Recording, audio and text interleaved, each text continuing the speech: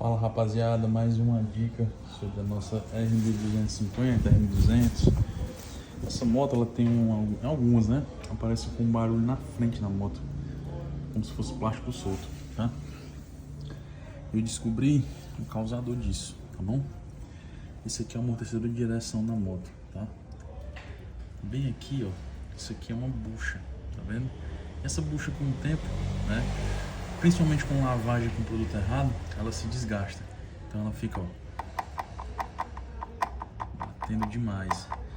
O que é que você pode fazer para parar o barulho? Eu comprei já a borrachinha autorizada esperando chegar, mas eu coloquei, ó, um calço bem aqui nesse parafuso.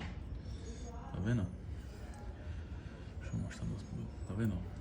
Então, ó, diminuiu muito o barulho, demais. Tá bom?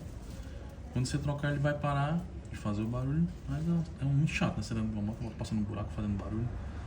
Tá bom? Então foi a solução que eu achei. Pedacinho de EVA, ó. Loja de acessórios de carro tem.